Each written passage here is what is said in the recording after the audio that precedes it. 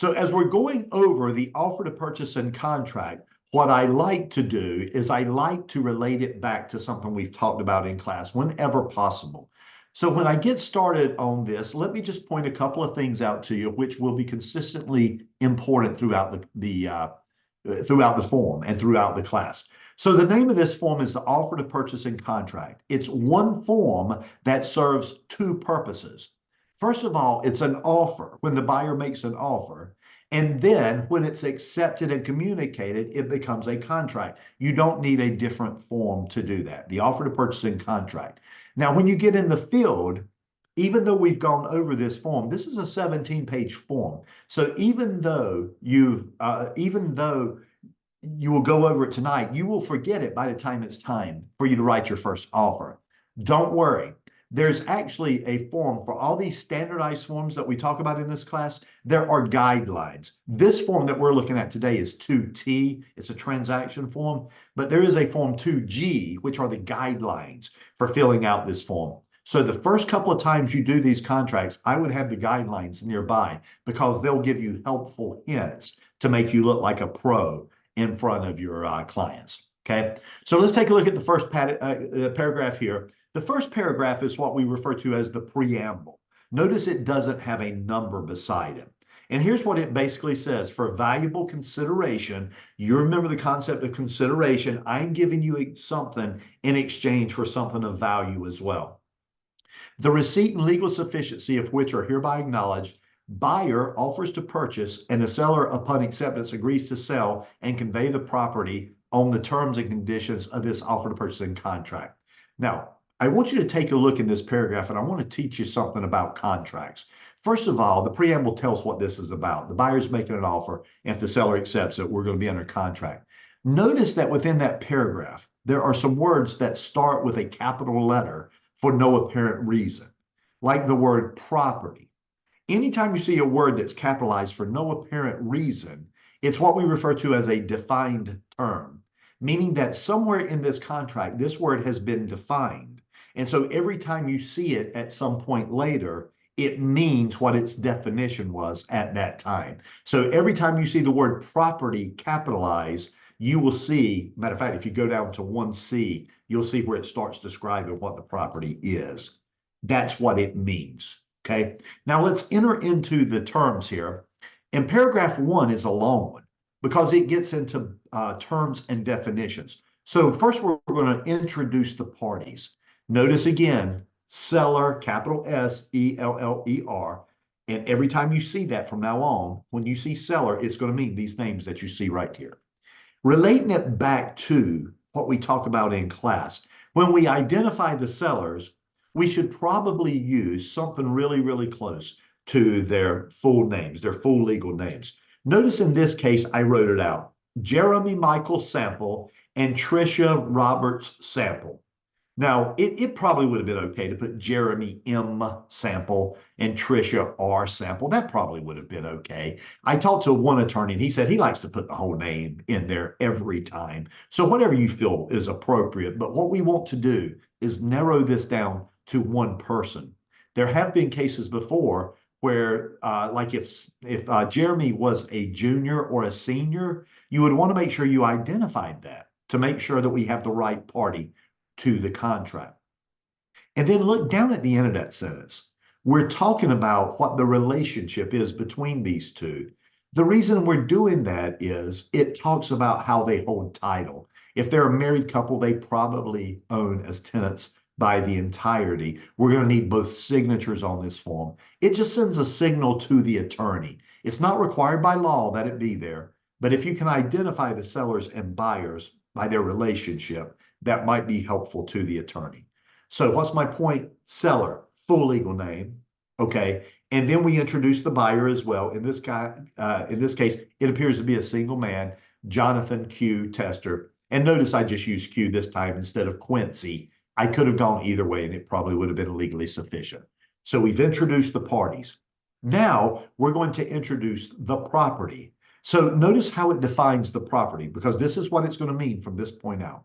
The property shall include all the real estate described below, together with all appurtenances thereto, including the improvements located thereon, and the fixtures and the personal property listed in paragraphs 2 and 3 below. It's kind of foreshadowing that we're going to name all these things that make up the property.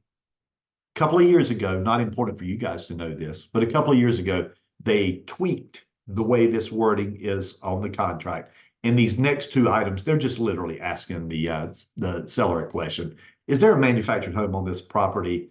And are there off-site improvements like off-site parking or something to that effect that we would need to be aware of so we can do the research? In this contract, anytime that you see something in a box, what it's doing is it's pointing out a issue that has been a problem in the past. And the attorneys are just drawing attention to it to make sure it's not an issue now. And what this one just simply says is, hey, look, if there is a manufactured home or a septic lot, boat slip, garage, parking space, or storage unit included, buyer and seller are strongly encouraged to include further details on the additional provisions addendum. We have a form for that, okay? So if there are off-site improvements or issues that we need to address, buyer and seller research them now, and let's memorialize those in a contract, okay? So we're just asking questions here. Do you have any of these on the property? Notice where the property description goes now. The property description now gives a street address, 208 Elm Avenue. It's in the city of Troutman, which is in Lee County, and the zip code is 29501. I just made all that stuff up. I'm assuming that in real life, you would put the actual real information that's in there.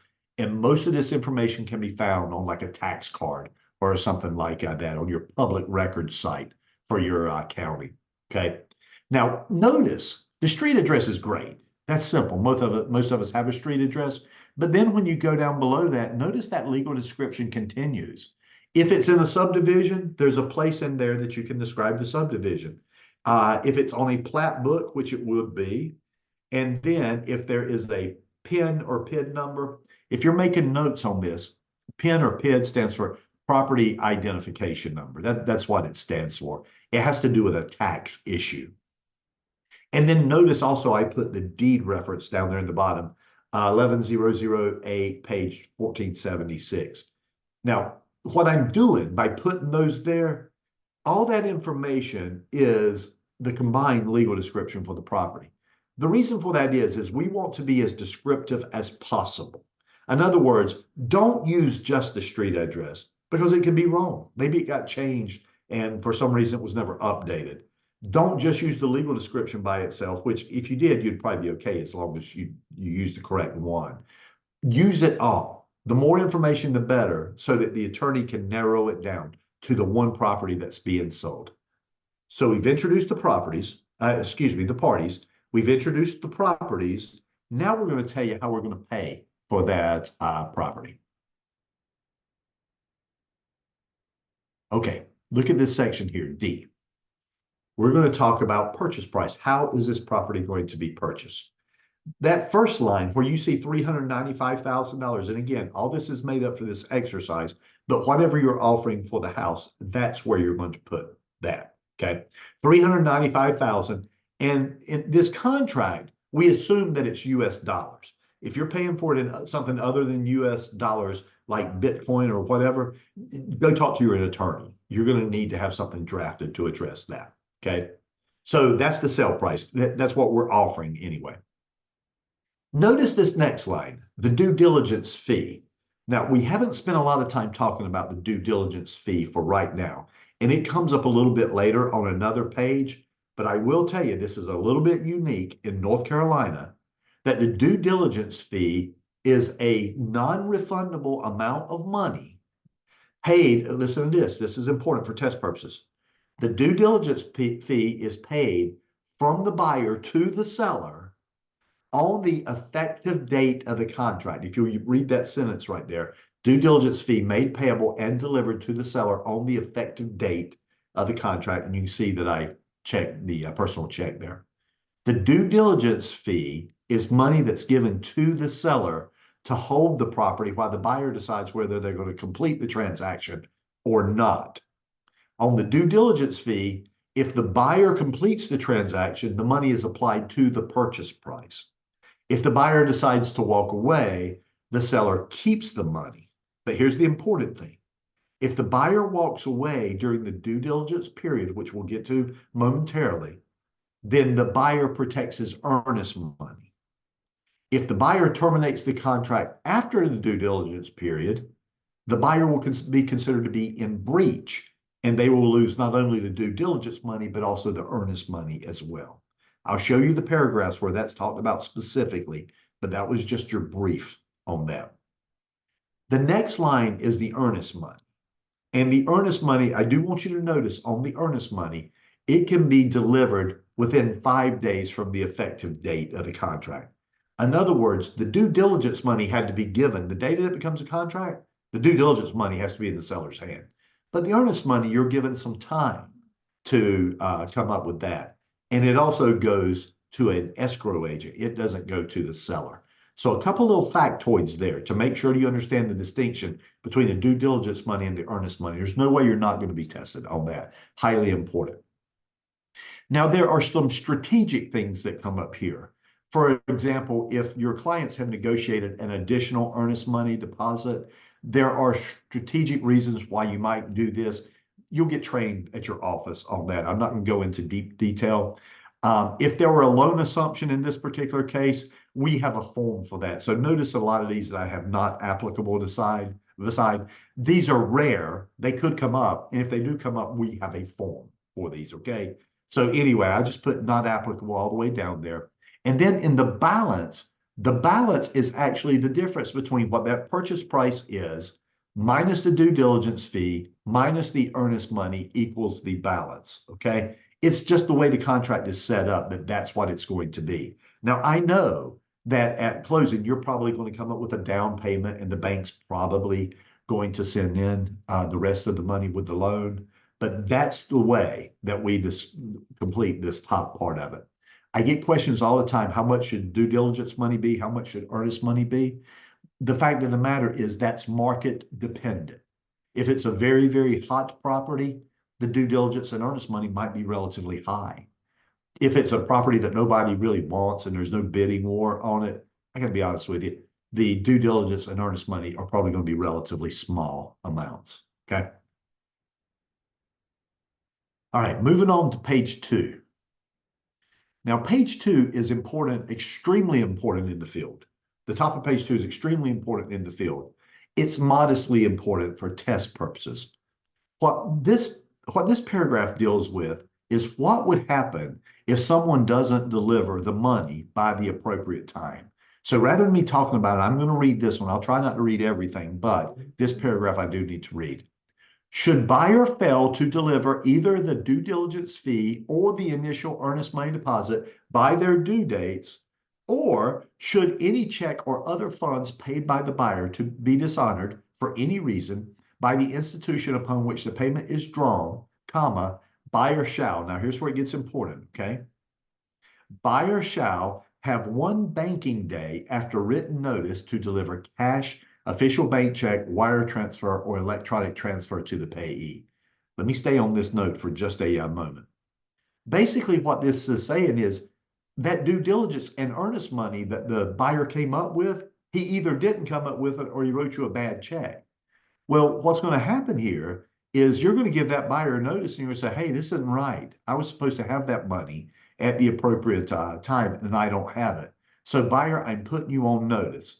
You have 1 banking day to make it right. Now, here's the importance about this. This is the only place in this contract that the word banking day is used. Every other time in this contract that we talk about a date, it's going to be based on a calendar date, okay? So today, at the time that I'm making this video, it's a Tuesday. And so if I were to give you notice today that I need that money, then you would have until the end of business tomorrow, which would be Wednesday at 5 o'clock. But keep in mind, if I gave you this notice on a Friday, you would literally have until the next banking day, Monday at 5 o'clock, or if it's a holiday, possibly Tuesday at 5 o'clock. Agents need to understand the repercussions of this paragraph right here, because if my seller doesn't have the money they're supposed to have, they're going to get mad. And so I need to make sure that we follow through and get the money in their pocket so that they have protection in case the buyer walks away. Very important paragraph in the field, modestly important for test purposes. Let's see, if I'm midway in that paragraph now. I'm just going to read this real quickly. I'm starting at the word seller. If the seller doesn't receive the required funds, seller shall have the right to terminate this contract upon written notice to the buyer, and seller shall be entitled to recover the due diligence fee together with the earnest money paid or to be paid in the future. So basically what it's saying is if the buyer did breach, then what the seller can do is they can terminate it. But I want you to notice in here that it says if the seller is going to terminate, they do it by written notice, okay? They can't just say, I want my money and then leave it at that. If the buyer doesn't give them the money, they can terminate it at written notice, and they'd still be entitled to the due diligence money and the earnest money. Now, they might have to go to court to get it, but they'd still be entitled to it. Okay. Now, as you guys are studying for your test, this is not a paragraph that you need to spend a ton of time on for test purposes. It's going to be more important in the field than for tests. So don't worry if you're still struggling to understand that. All right, let's move down to the next paragraph, and it describes earnest money. Let me remind you, we're still in provision 1.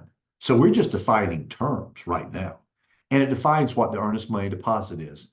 The earnest money deposit, the additional earnest money deposit, and any other earnest monies paid or required to be paid in connection with this transaction will be collectively referred to as the earnest money deposit.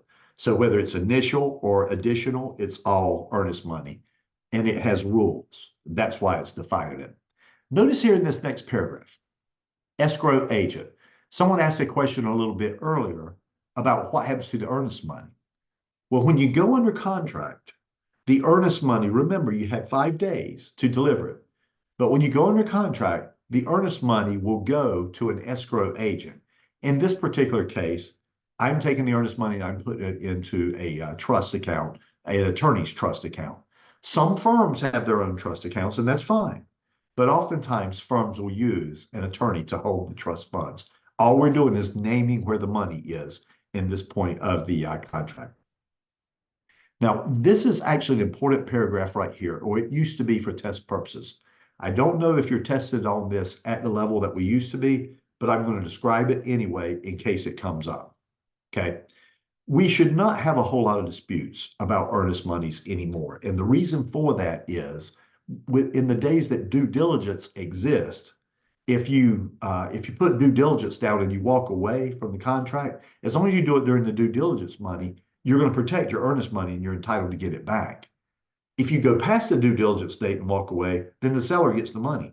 The contract is very simple on that. So it should be straightforward. However, we occasionally have disputes where the buyer says, I want my earnest money back. And the seller's like, I'm not going to give it to you, okay?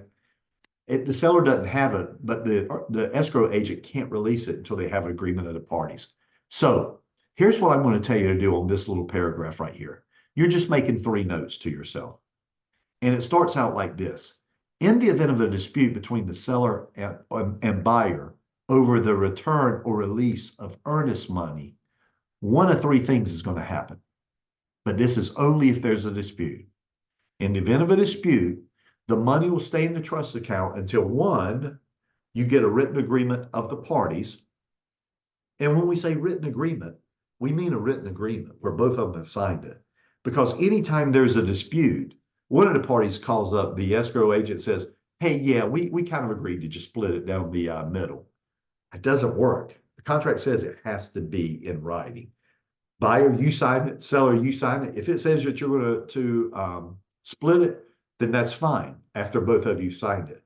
And believe it or not, we have a form for this. Okay. So it's very easy to accomplish if there's a dispute. That's number 1. It stays in the trust account until you get written agreement of the parties. Number 2 is a court of competent jurisdiction tells you what to do with it.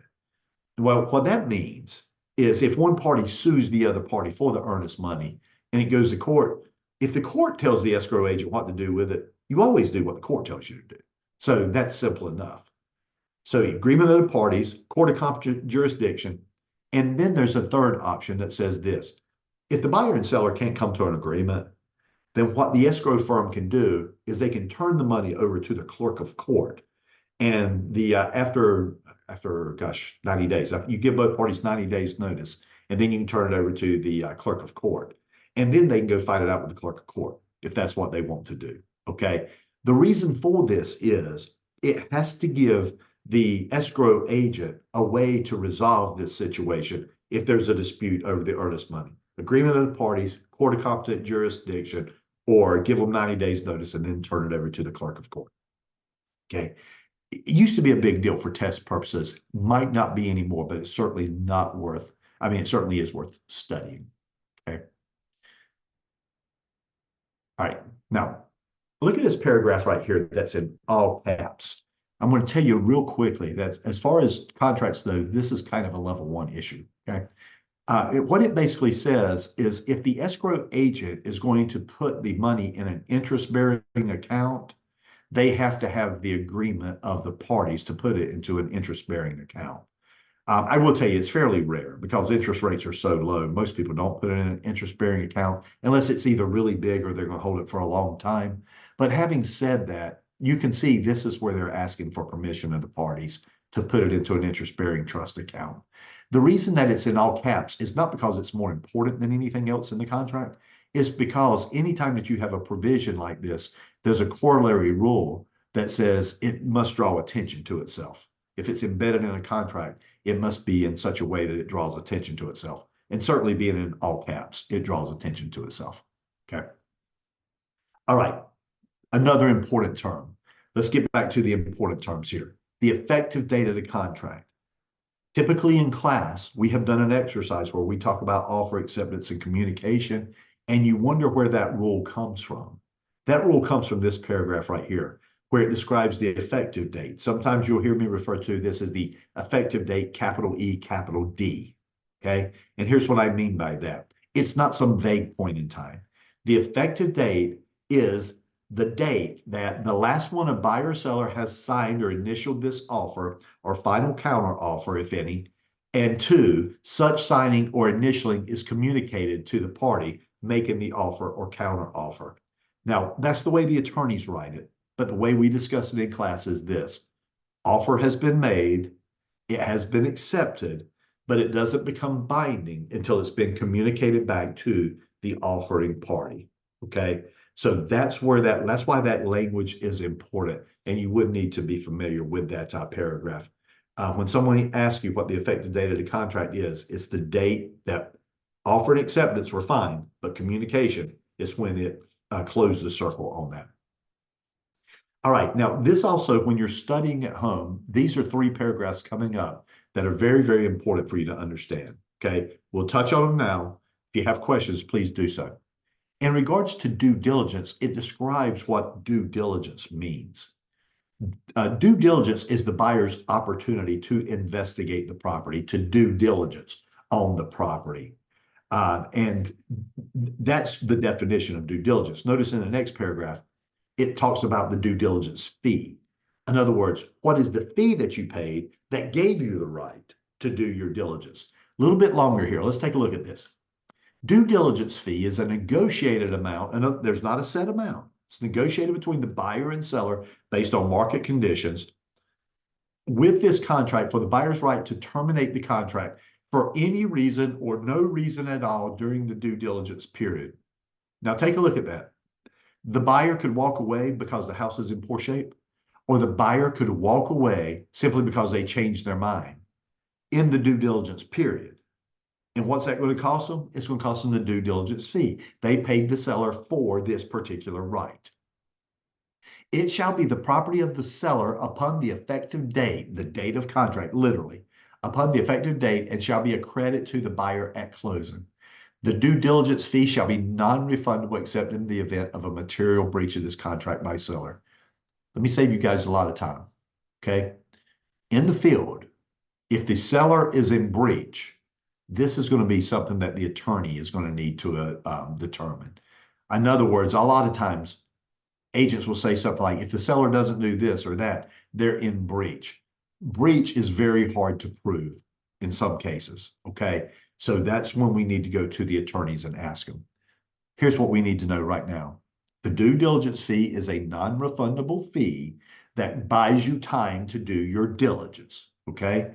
Hey, look, buyer, if you close, you're going to get credit for it. Don't worry. All right. And again, you can read that at on your own time. Now, let's move on to the next paragraph because I told you these three go together. The due diligence period. Now, we check only one here.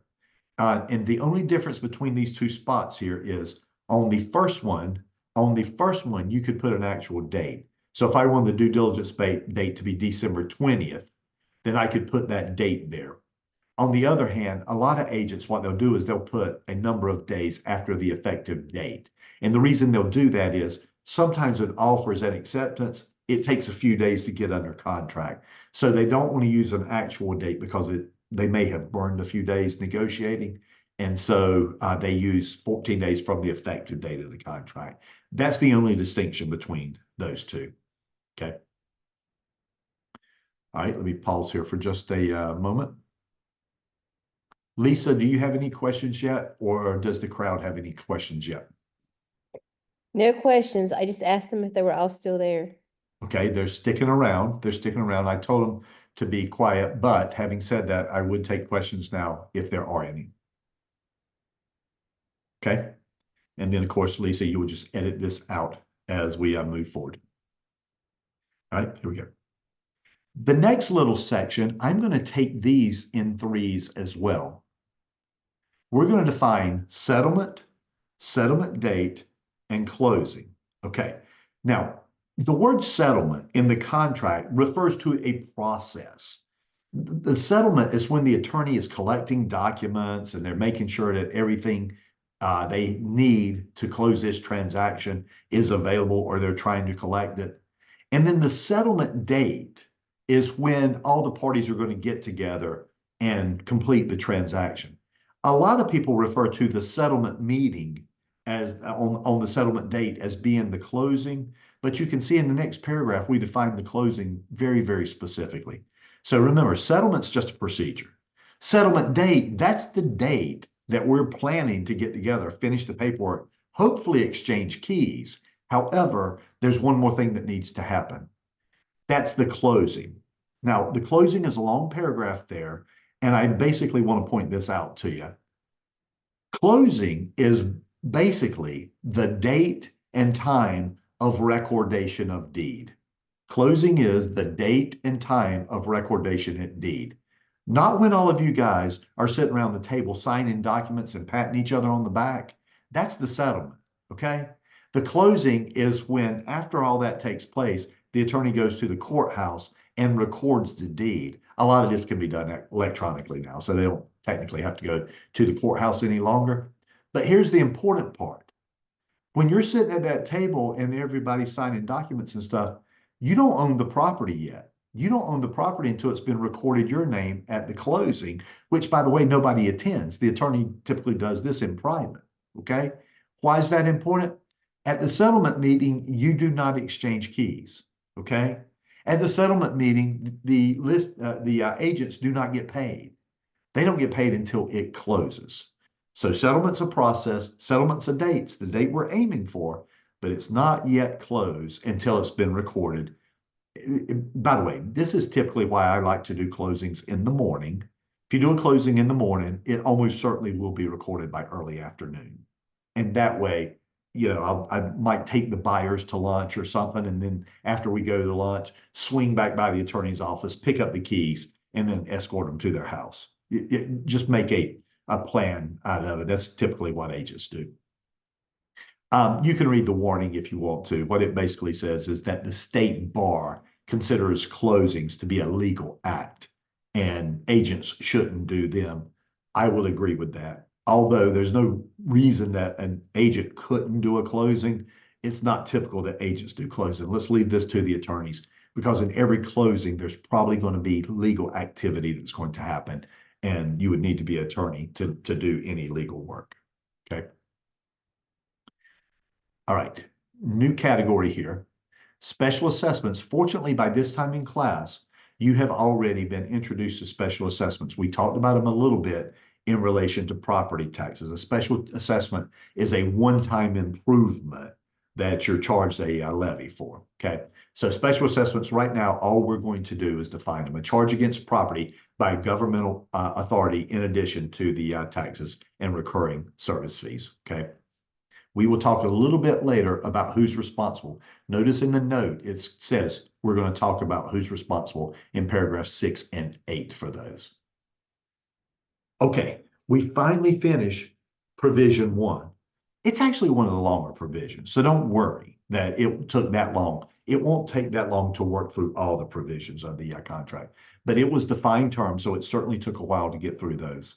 Now, you come through that and you look at it and say, well, wow, provision 2, we're talking about fixtures and exclusions, which clearly is going to be important for taking a class and obviously in the field as well. Let's look at our warning. The party should not assume that an item will or will not be included in the sale based on any oral or written statement or understanding that is not part of his contract. Buyer and seller should be specific when negotiating what items will be included or excluded from the sale. In other words, let's not get into fights about things at the closing table, about whether it should stay or should it go. Let's reduce it to writing, and that way there's no question about it. By far, the most common item that people get into disputes about is the refrigerator, because the refrigerator is not, in most cases, a fixture. If you want that, you're going to have to ask for it as personal property, which we'll get to see here in just a moment. Now, let me remind you, in the class, I have always said this about fixtures. What's the most important determining factor of whether an item is a fixture or not? And various students will say things like, oh, well, if it's attached, or well, if it's this or if it's that. And my response is always this: what matters is what the contract says. So now keep in mind, I'm going to put this page up here so that when you're reviewing this contract, you can go back and take a look at it. And obviously you have one of these in your Learn Test Pass materials as well. But having said that, this lists things that if they are on the property, they are automatically considered fixtures because they're in the contract. The example that I often give to people in class is I will ask them about a fireplace insert. You know, a fireplace insert, you can easily remove those. It's not a big deal. But if you'll notice that on the left-hand side, about 2/3 of the way down, it specifically mentions fireplace insert, gas logs or starters, attached fireplace screens, wood or coal stoves. So in other words, if it falls into that category, it's a fixture. Whether I can take the logs out or not, it's a fixture because the contract says so. Same thing with garage door openers, about 2 spaces down from that. I know your garage door opener is snapped onto the visor in your car, but this contract literally says that it is a fixture. So therefore, whatever the contract says will rule unless you say otherwise. I'm not going to spend a lot of time on paragraph C for test purposes. However, in the field, what provision is technically 2C deals with is unpairing smart devices, because we live in the 21st century now, and so many people have smart devices on their property, and they might be programmed to your phone or something like that. And so what you're agreeing is that you will decouple those so that you no longer can control them. It's you agree to in the contract. Then we get into paragraphs like this: items leased or not owned. If you were to go back and look closely at the fixtures paragraph, it basically implies that the seller is going to deliver the following fixtures if they have any and if they own them. So let's take the example of a satellite dish. If the seller has a satellite dish, but he doesn't own it because it's leased, then the fact is he can't convey it. He doesn't own it.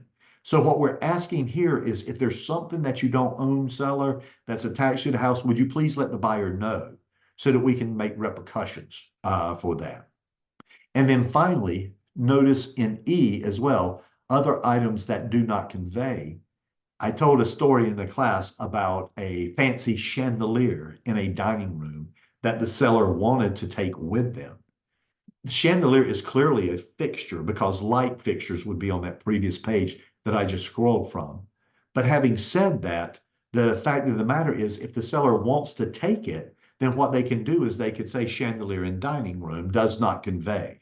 And if they put it in this contract, and if the buyer accepts that, then that will be binding. They can just take it down. If you look below that, there's a note that says this: hey, oh, by the way, seller, if you do remove items, you have to repair them in a good and workmanlike manner. So oftentimes I'll just tell the sellers, look, dude, if I were you, what I would do is I would take them down literally before we ever show the property. Now, notice as well, we follow the fixtures paragraph with personal property. And remember what the rule is on personal property. If you want personal property, you have to ask for it in the contract. So in this particular case, I want the refrigerator. The buyer wants the refrigerator. So we're asking for it here, the Whirlpool side-by-side refrigerator in the kitchen as the property was shown on 12/1/2024. In other words, if I'm asking for personal property, I should ask it in such a way that it's specific so they don't switch out the nice refrigerator for the one in the garage, and that's what they leave in there. You like to think that people will act in good faith. Having said that, you can take the good faith out of it by being very, very specific in what you ask. Now, let me turn this into a testable comment as well, as long as we're here. Keep in mind, I don't care what the MLS says, all right? The MLS says the refrigerator conveys. That's not true. The MLS is just an offer for offers. It needs to be memorialized in the contract before it's going to be binding. So just because the MLS says so, the multiple listing service says so, doesn't mean it's going to convey. If it's in this contract and signed by both parties, that's when it's going to convey. Okay. Buyer's due diligence process.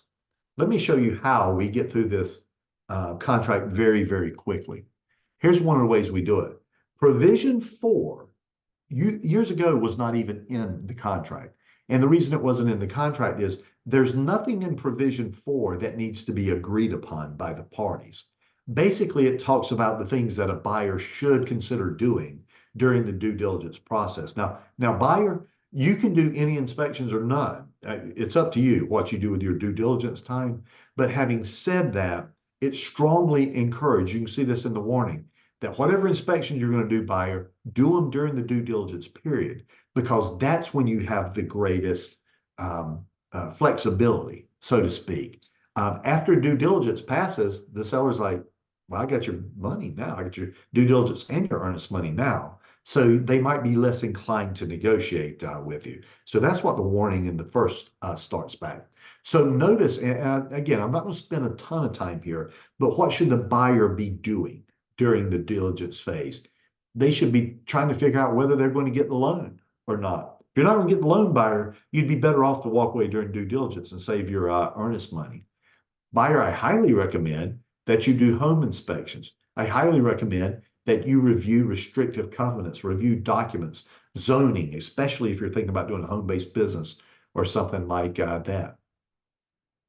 I'll give you guys a heads up in the field. Insurance is getting to be a lot more complicated than what it used to be. Insurance prices are going up. If you're down at the coast, wind and hail insurance are expensive propositions. And so basically this is saying, buyer, before you take possession of this house, you might want to check all this out just to make sure that you can insure the property, etc. The appraisal, I gotta be honest with you, if you're getting a loan, the bank is going to require that an appraisal be done. So that will be simple. Buyer, we recommend a survey. We recommend that you check to find out whether the house is compliant with building codes and zoning and things like that. Buyer, we recommend that you check and make sure you're not in a floodplain, wetland, or a water hazard unless you meant to be. Now, a lot of people buy properties in flood zones. It's just that they have to pay flood insurance if they do, okay? And then, of course, are you going to be able to get utilities at the property? And do you have access to a public road? We talked a little bit about public roads when we talked about the subdivision street disclosures, okay? So relate that back to subdivision street disclosures. And then there's that special assessments again. Hey, buyer, check it out. If you're interested, find out if there are any special assessments. Buyer, check out and find out if there are any sales or leases on the property, okay? Is there anything that's going to encumber your property that you need to be aware of? All right, continue to scroll on this. Now we're still in the due diligence period. We're still in the due diligence period in provision 4. And one of the things that it says to the buyer is this as well. Buyer, if you break something, while you're in this due diligence period, you're responsible for it. And you say, well, okay, what do you mean by that? Well, keep in mind, the buyer is going to be hiring inspectors to come in the house. They're going to be hiring agents to be in the house. If that inspector is doing an inspection and they fall through the ceiling, the fact of the matter is that the buyer is going to be responsible for that. Now, I would hope that the buyer picked an inspector that was insured, so that'll be taken care of. But if not, the buyer agrees to indemnify that. You see that in the next paragraph. The buyer agrees to indemnify the seller against loss. Now, look, if the buyer buys the house, this is not a big deal because they're going to own it. They can do whatever they want to. But if the buyer causes damage and then they don't buy the house, this paragraph here requires them to indemnify the seller. All right, let's look at G. Now, on G, this is something that's potentially testable. All right, this is potentially testable. So I need you to understand this paragraph. The buyer's right to terminate. Provided that the buyer has delivered any agreed upon due diligence fee, buyer shall have the right to terminate this contract for any reason or no reason by delivering to seller written notice of termination.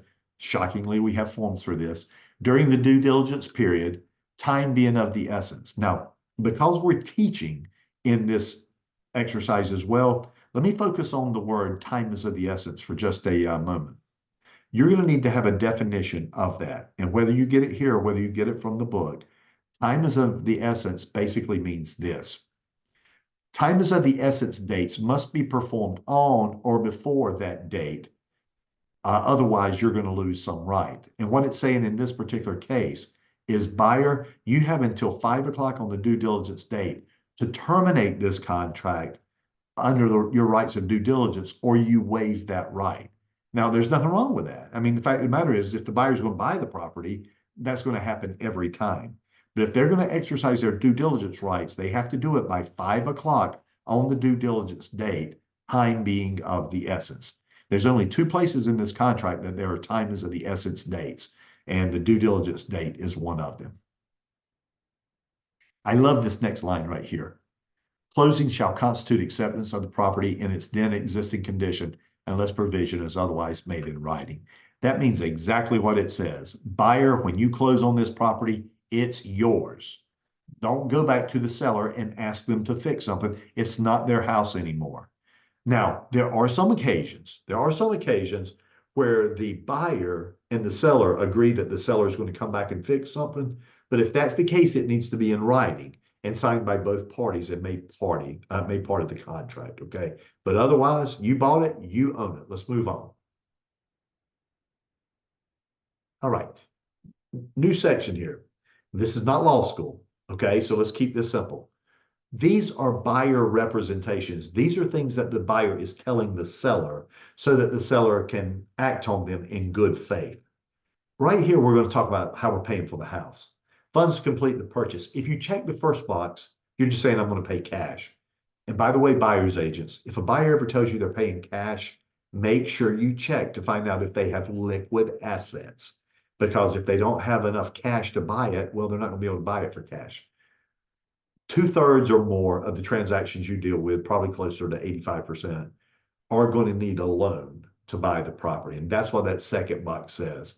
I plan on getting a loan. I plan on applying for it. I'm going to borrow this amount of money. Now, I do want to focus on this for just a second. Although I don't know how we would ask a test question on this, I want you to understand that the reason that the buyer is telling the seller that they're going to get a loan is because it's a material fact.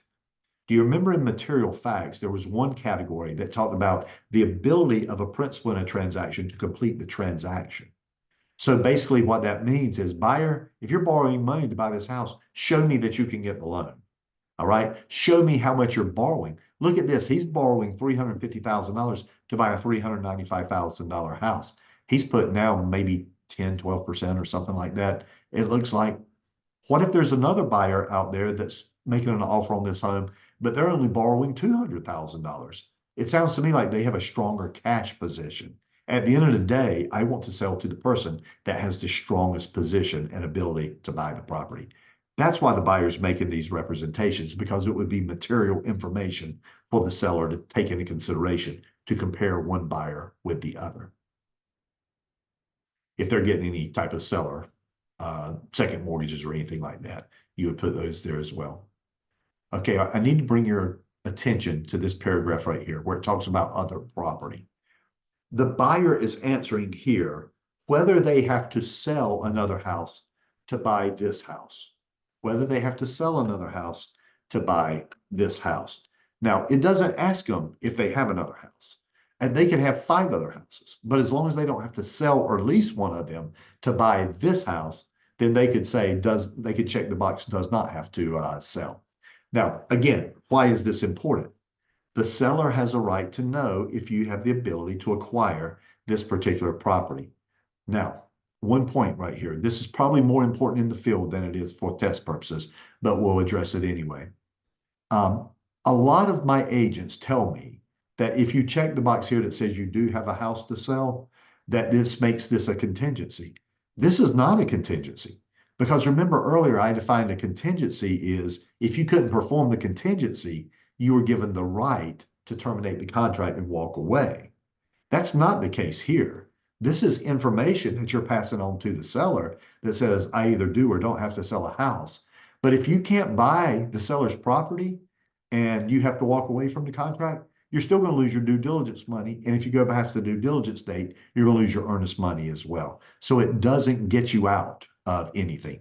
We do not have contingencies in North Carolina. We have due diligence instead. But remember, on the national test, if we tell you that the contract is contingent upon something, it's okay to act that way in the national side of the test. Because in this case, I said I don't have a house to sell, I don't have to answer these next questions coming up here. But these next couple of questions just simply ask the buyer, have you even put the house on the market yet? Do you have it under contract yet? Important information. All right. Now, as we move into this next section here, C just basically asks the buyer if there's any reason they can't perform their financial obligation. So that's pretty straightforward. Let's look at this next little section here. Now, we're asking the buyer, did you receive a copy of the residential property disclosure statement? Did you receive a copy of the mineral oil and gas rights statement? Now, let's relate this to test. Okay, this is clearly going to be tested. So the residential property disclosure statement, remember that it's required by all sellers in the state of North Carolina, with the exception of new homes, foreclosures, and then there's a short list of others as well. But virtually every seller in North Carolina is going to have to give the copy of the residential property disclosure statement. And another testable point is the buyer should receive it before they make an offer. If they don't receive it before they make an offer, they're going to have a short right of rescission, no greater than 3 days, but they'll have a short right of rescission. And then when we move down to the mineral oil and gas rights disclosure, it technically follows the same rule with one exception.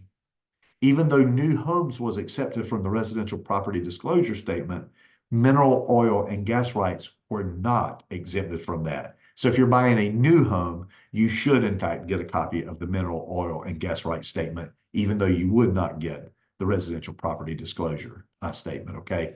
Within that little bit right there, clearly there's going to be a test question. And then also remember this about the residential property disclosure statement. These are completely filled out by the seller. These are not filled out by the agent. No matter how we ask that test question, they're never filled out by the agents.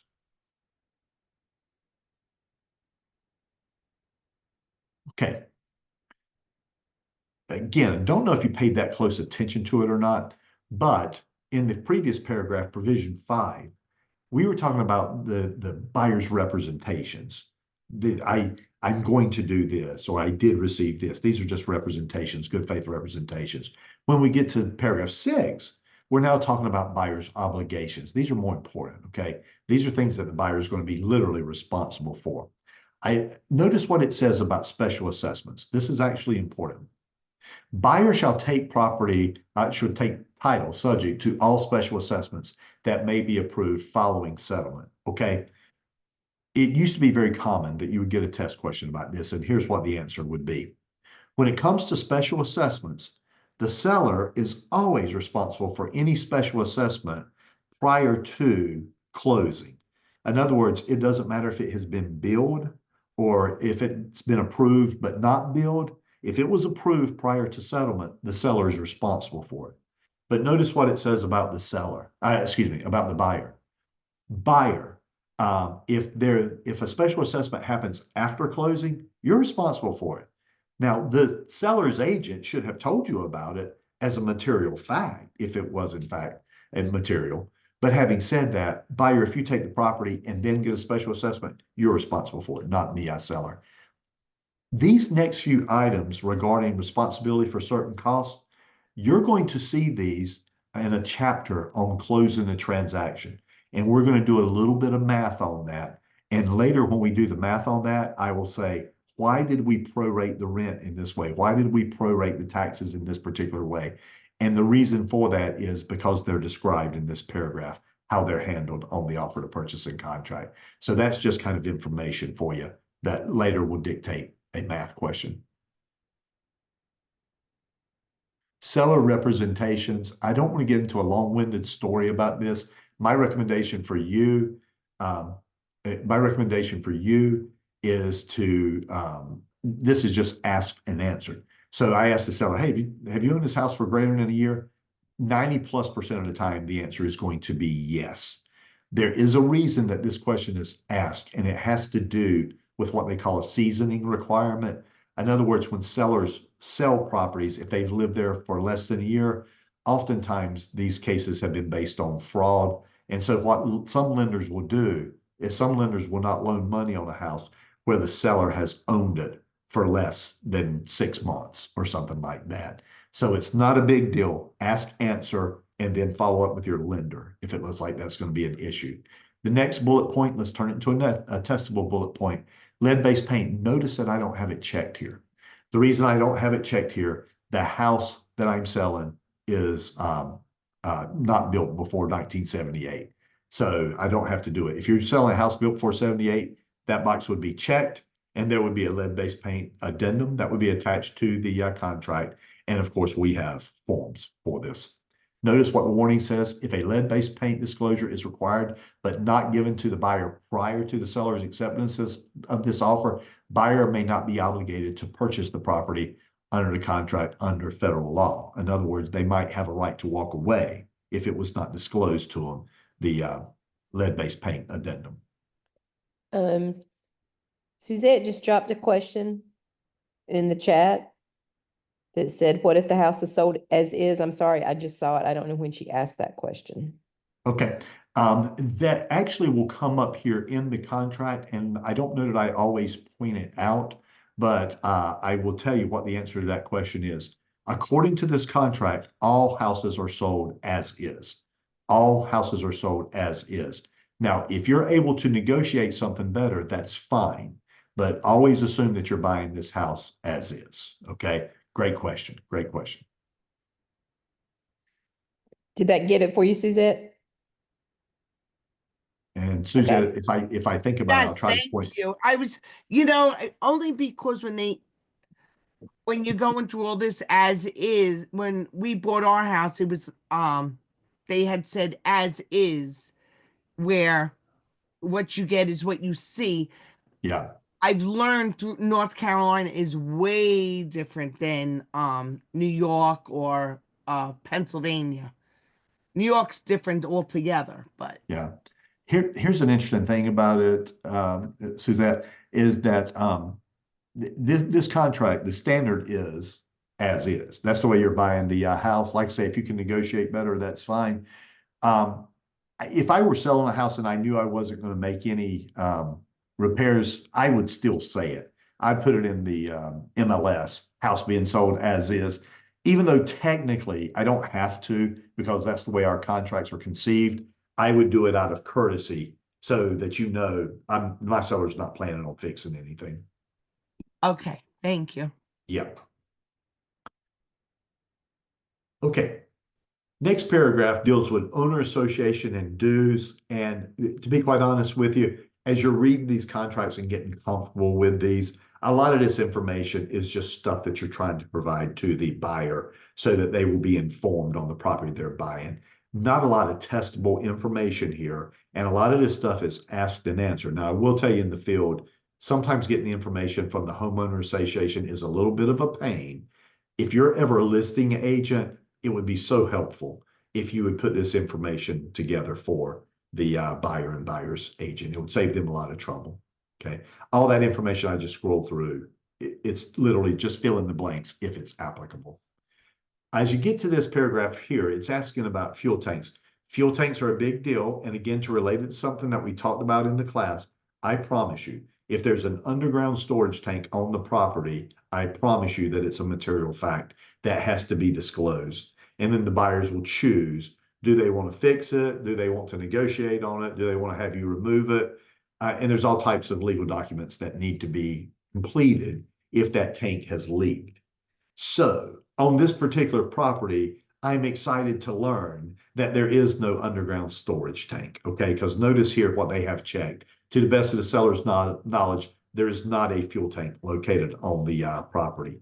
If the answer had been yes, now we have to fill out all the information below. And by the way, in the field, if you run into a underground storage tank on the property, I highly recommend that you get with your broker in charge and devise a strategy. You don't want a buyer to take someone else's environmental nightmare, okay? If it can be resolved, fine.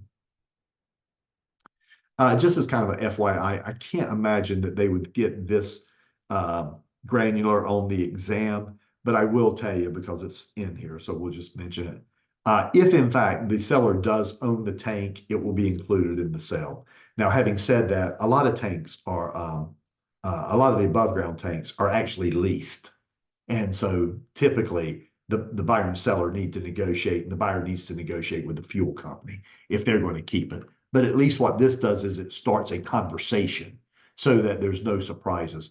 There's a case up in the mountains one time where someone bought a property in February. They move into the property. It has a fuel tank on it. In February in the mountains, it is cold. I don't know if you've been there, but it is cold in the mountains in February. And these people could not turn on their heat because they were locked out of their fuel tank. And they hadn't negotiated with the company yet to have access to the fuel. So as agents, you want to make sure you're staying on top of this if there is in fact a fuel tank. And then finally on the fuel tank, notice that it says in regards to the fuel, that the fuel is actually considered a fixture. So if the fuel tank's going and it has fuel in it, seller, that goes with the property as well, just like any other fixture would. Occasionally that changes, but right now the reading on that is that the fuel in the tank is considered a fixture. Notice this next category here, we're just simply asking seller, are there any leases on the property? And if so, of course, we're going to ask for the appropriate paperwork. And we have a form for this, the additional provisions addendum. Matter of fact, it even mentions in that paragraph to attach that so that you can address this issue. Okay, I want to pause for just a second right here, Lisa. Now, I see a few people are checking out, and that's fine. However, when it comes to seller obligations, this is going to get real important. So I wanted to see if there were any questions before you either signed off, or you're welcome to hang around, and I'll just keep recording. Any questions or comments before I get into this section? Okay, I see no questions here. And again, you guys have paid your penance. This will be available for you, probably by tomorrow evening. And we'll have it edited to be as short as possible, but it's still going to be fairly long. And what I would do, if I'm listening to it on the playback, I would, if possible, I would play it back at 1 1/4 speed. That way for you guys, you can play it one time now, and you can play it one time after you get your license. Because after you get your license, there are some things that are going to be more important to you then that were not as important now, okay? Keep in mind as you're watching this, that anytime I say for test purposes, I'm literally trying to relate it back to something we talked about in class. All right, Lisa, I'm going to give just a short pause here for editing purposes. Okay, paragraph 8 are seller obligations. Now, as we go into this, let me tell you what's important about seller obligations. If the seller breaks one of these, they are considered to be in breach. I mean, if you're obligated to do something and you don't do it, you're in breach of contract, okay? So that's why these are important. The first paragraph is probably something you're not going to understand until you get into the field, but basically it's suggesting that the seller is going to need to provide things like evidence of title, payoff statements. In other words, when the buyer buys the property, the seller's loan has to be paid off. So they have to provide this information for the attorneys to be able to do that.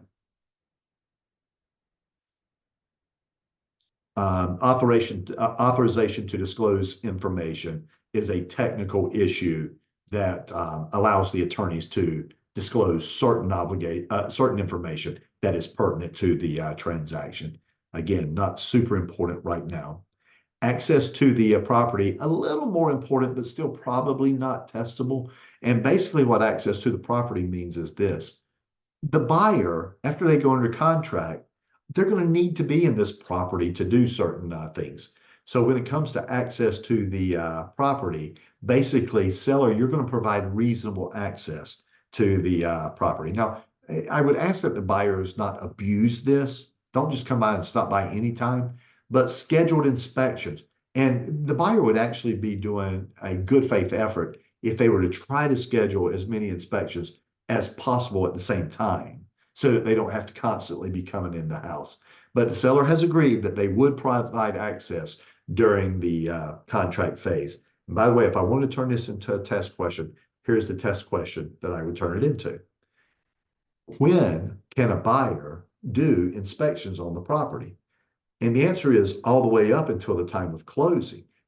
And you say, well, what's controversial about that? Some agents believe that after the due diligence period expires, that the buyer doesn't have a right to do any more inspections. That's not true. In here, it actually says this. They have a right to conduct inspections up to the time of closing. Then look at the last sentence. Seller's obligation includes providing existing utilities operating at seller's cost, including any connections and de-winterizing. So in other words, up until the time of closing, the buyer has a right to be in there doing inspections, and the seller has to leave the utilities on, which will allow them to check things like the electrical or the HVAC or things like that. If you think about it, that's what a final walkthrough is all about. The buyer comes in to check and see if the repairs have been made, so they need access to utilities and et cetera. Very important. Removal of seller's property, you know, if everybody's being adults, that should not be an issue. It just simply says, seller, get all your stuff out by closing. And if there's any debris, take it off the property as well. A lot of people think that the house has to be left broom clean. There is no requirement for that. That's not in this contract. What it does say is that the seller will have their property out, and they will take the garbage and debris from the property as well. A lot of times sellers are in a hurry when they leave. And when I first started real estate, selling real estate, one of the things I learned early on is I bought a little pickup truck.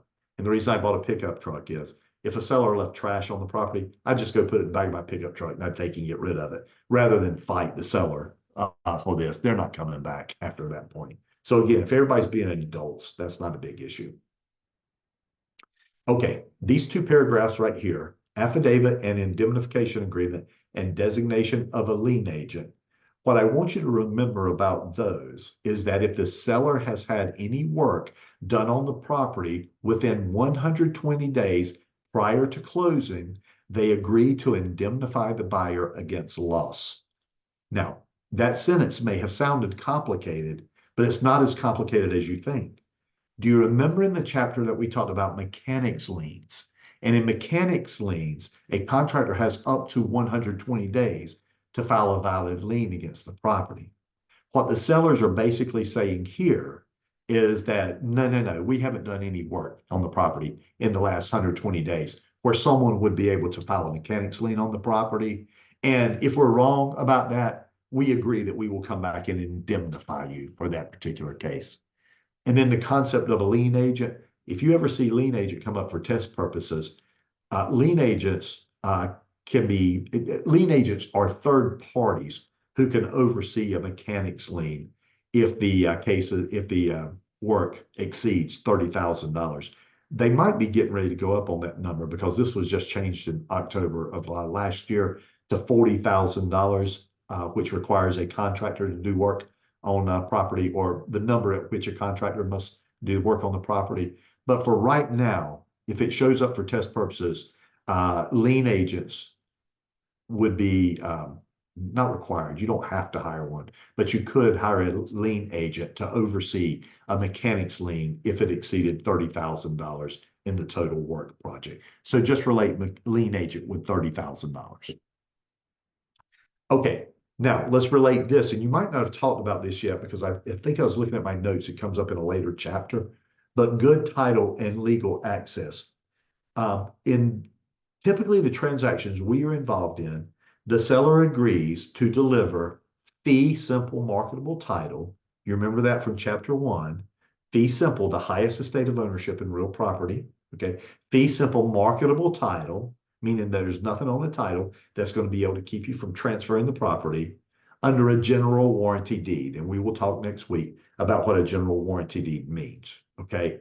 But that paragraph right there obligates the seller to be able to deliver fee simple marketable title. Now, it does say there are going to be no encumbrances that are going to affect the title to the property.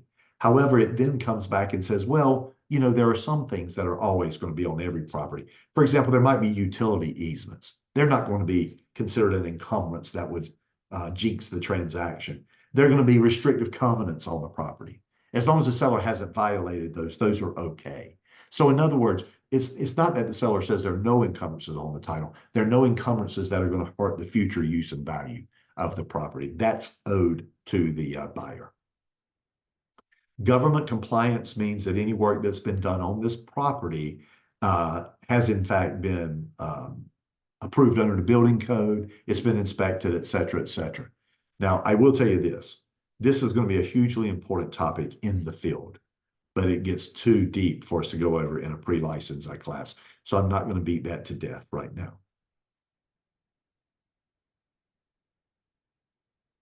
But we're still in seller's obligations here, and this just follows state law.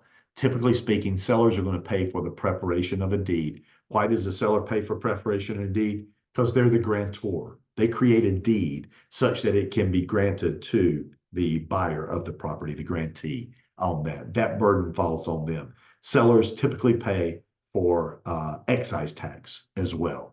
So it talks a little bit here about what the sellers would be responsible for. Sellers would also be responsible for things like any back taxes. So in other words, taxes before the buyer took possession of the property, they're going to be the responsibility of the seller. Now, once the buyer takes responsibility, obviously they're responsible for the taxes. Now, notice I put something in the blank here, the agreement to pay buyer expenses. This is a negotiable figure. I made up the number $2,000, so don't assume that I mean anything by this, okay? However, in this case, I'm saying that the buyer and seller said that seller's going to pay some of the buyer's expenses. The buyer can use this for closing costs or to buy down a loan or something like that. Why? Because they've negotiated it. The rest of this paragraph, you can just kind of read through. It talks about what's going to happen, who's responsible for certain owner association fees. This is actually very important in the field because the seller is going to be responsible for homeowner association fees for changing the name in the scrolls from his name to the buyer's name.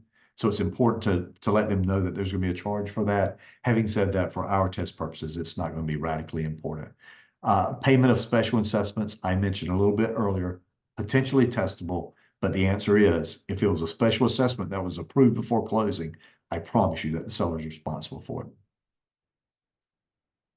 Negotiated repairs and improvements shall be made in a good and workmanlike manner, if any. Now remember, the seller and buyer may not enter into negotiated repairs, but if they do, then the seller agrees that they're going to be in good and workmanlike manner. And because it's in provision 8 obligations, the seller would technically be in breach if they did not meet that standard. Question on here about home warranty, much more important on the field. I would ask you to get trained on that in the field. And then charges by the owner association. Much more important when you're in the field, but basically it says what I mentioned just a moment ago. Seller shall pay owner association fees if it's important for the transition of the property, for the conveyance of the property. However, buyer may end up having to pay owner association fees if it's for future use. And what I mean by that, if the buyer says, I want to put up a fence on this property, do you think I can get a fence? And the seller could say something like, you know what, buyer, you need to talk over that with the HOA, and you're probably going to have to submit a plan, an architectural review.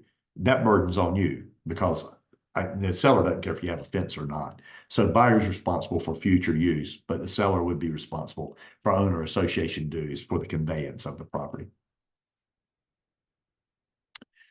Prorations and adjustments, again, I mentioned this a little bit earlier, and trust me, you have math questions coming up about this next week. So we'll deal with that at that point. And at the time that we do, I will refer you back to the contract and you'll say, why do we prorate it in this manner?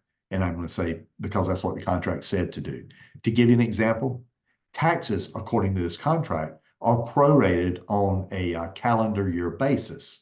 Now, our tax calendar is a fiscal year starting July 1st, but the contract says to prorate it on a calendar year basis, and that's what we do. You'll see that in a math problem a little bit later.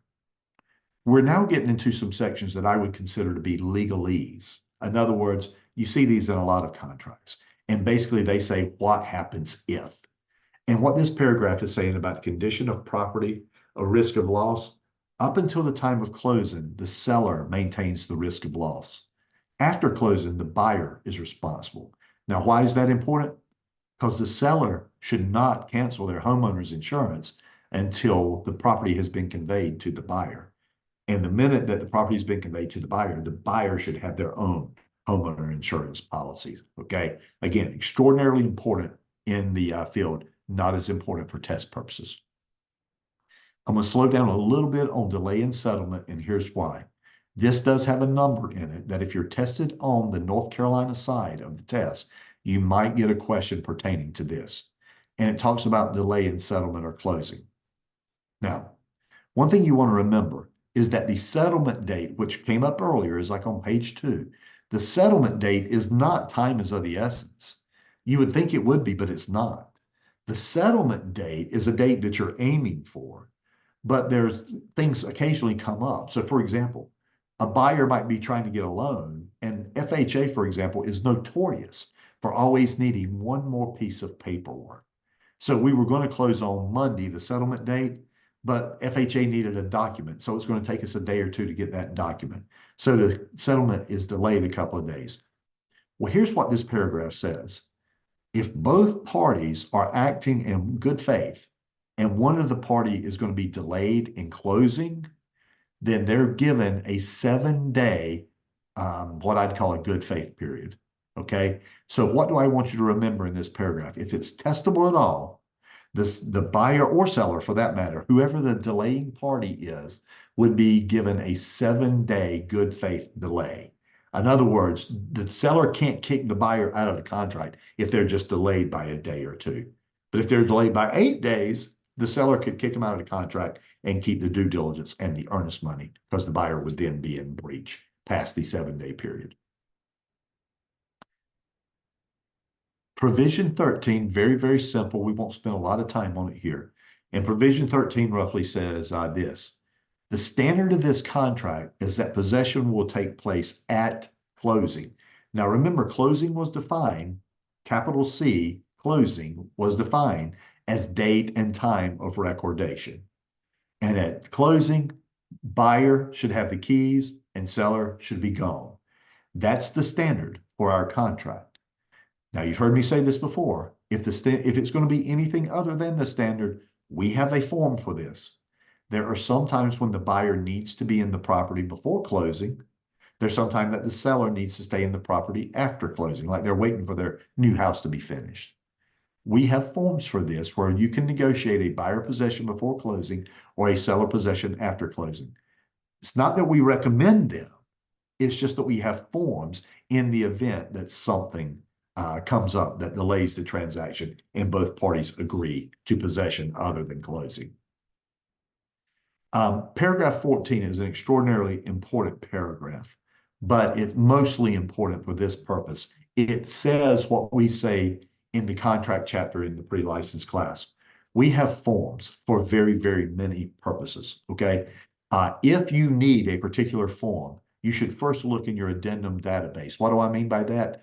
Don't draft it yourself, okay?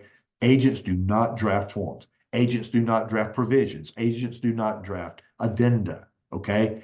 We look to see if there are any in the database. If none of these forms work, then we will go to an attorney and have them draft an appropriate form for that, okay? That's how that relates back to a testable topic. On the assignment here, I'm going to give you a simple rule of contract, but this will come up in lecture as well.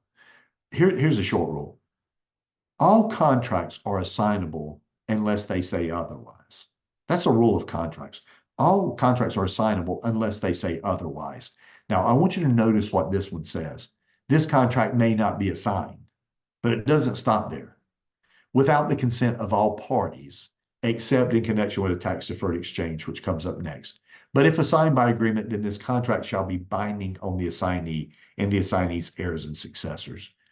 A little bit later, what we will describe there is that goes a step beyond an assignment. That's what we refer to as a novation.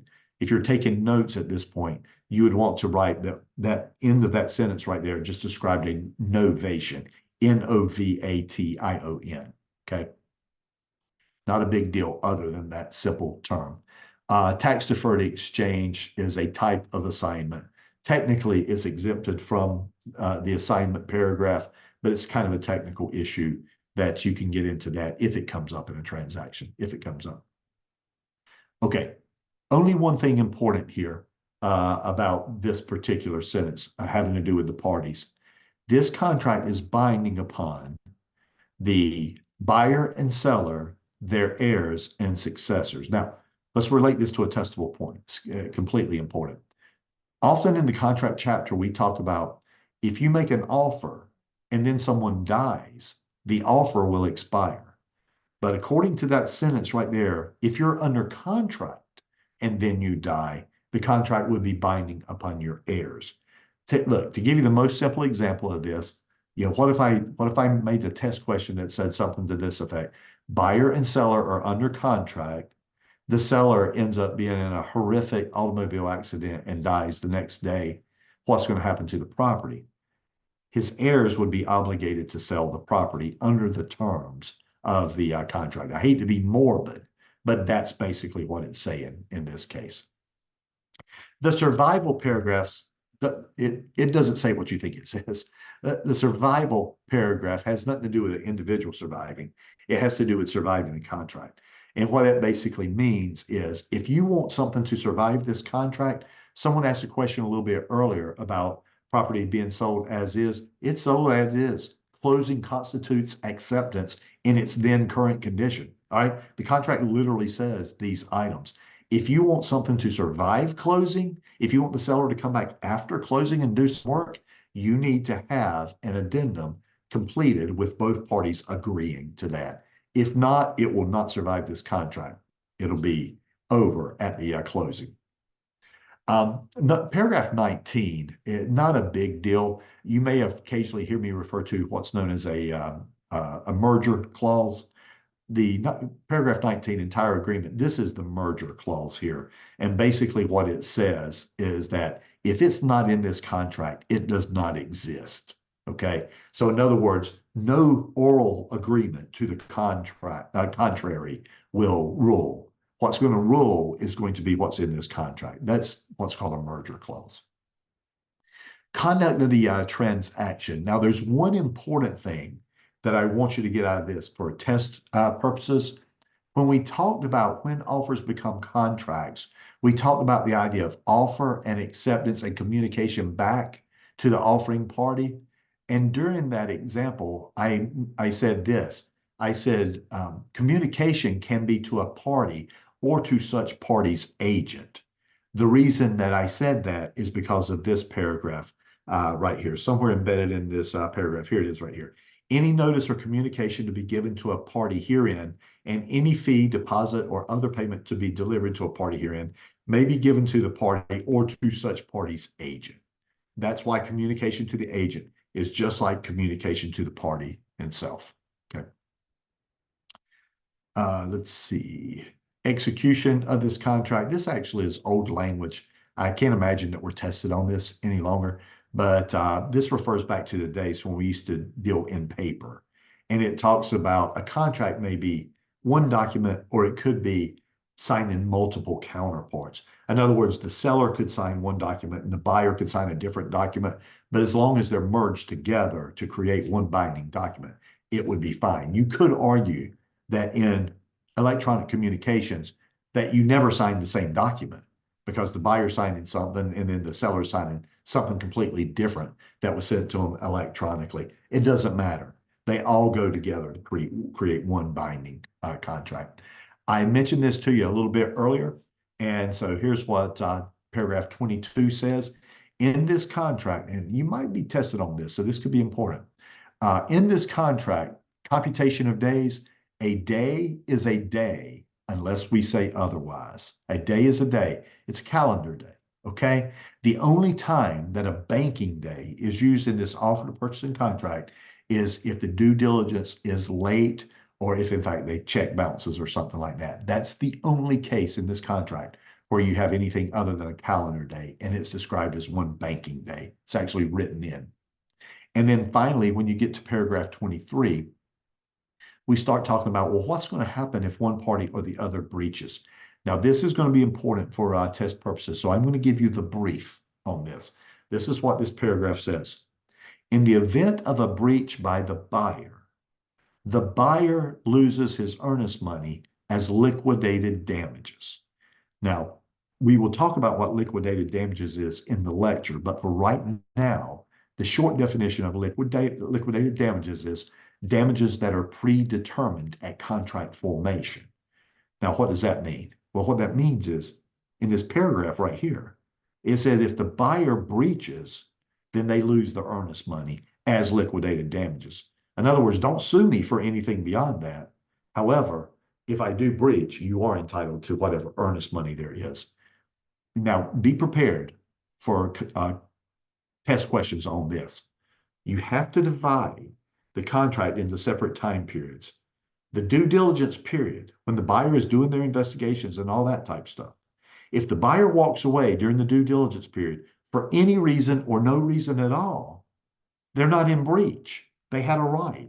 They lose the due diligence money, but you could argue they didn't technically lose the due diligence money. They got what they paid for. They got time to do the inspections. But if they walk away after the due diligence period, now they're in breach. And so not only are they going to lose their due diligence money, they would also lose their earnest money as liquidated damages. So what am I suggesting here? This paragraph here just talks about what's going to happen in the event of a breach by the parties. And then it gets down to the breach by the seller. If the seller breaches, then the buyer could go after him for what are known as compensatory damages. In other words, however much the buyer is harmed, the buyer could go back for that. So the seller would have to pay him his the money he spent for an appraisal, inspections, have to give him his earnest money back, have to give him his due diligence money back. All of that is defined in there. And we'll talk more about that in class. There's also a note about attorney fees, which would be important in the field. I had mentioned that every one of these contracts has the following language. It's disclaimer language here. And what it basically says is that the Association of Realtors and the Bar Association make no representation about the legal validity or adequacy of any of the forms. But remember, what that refers to is agents, as long as you use them correctly, they're fine. It's only an issue if you don't use them correctly. That's what the attorneys are saying here. Notice that there's a signature page. Importantly, on the signature page, we had one buyer and two sellers, and you can see their signatures there. The next page, while technically this next page is not part of the contract, it just gives a wire fraud warning and says, hey, buyer and seller, be really careful if you start wiring money to each other. There has been notable fraud in that category. And then finally, when we get to page 17, again, we're no longer talking about the contract at this point. This is just information at this point. And you can see here, we have the agent's information. So there was ABC Realty, there was XYZ Realty. ABC was working for the buyer, XYZ was working for the seller. I should have checked seller agent there. I just missed that when we were going through. We give each other contact information. Why do we give each other contact information? It's because of communication. If I need to communicate something to you, I need to communicate to you in a manner in which you have asked to be communicated. Notice that in these right here, I did not give a fax number. So it would be inappropriate for you to fax me if I didn't give you a fax number. You can send me an email, you can call me, you can text me, whatever, but don't send me a fax because I didn't give you that information. It wouldn't be considered communicated if I didn't give you the information. There is one last page on here. It'll be very important in the field. It's the acknowledgement and receipt of monies. Remember, there's going to be due diligence money and there's going to be earnest money in most cases. And this page just gives the agents a chance to record if they handed the money off to somebody else. In other words, if I deliver the due diligence money to your due diligence fee to your firm, then basically what I do is I get a receipt that I actually gave the money. So that way I'm no longer responsible for it. That's kind of a technical point that's more important in the field. Okay. Now, with that, you have gone over the offer to purchase and contract in its entirety. In class, we will also go over some pertinent questions. So we're going to relate the contract to the questions, relate the questions back to the contract. If you have any questions, make sure that you send those to me so that I can ask you and answer you in detail as well.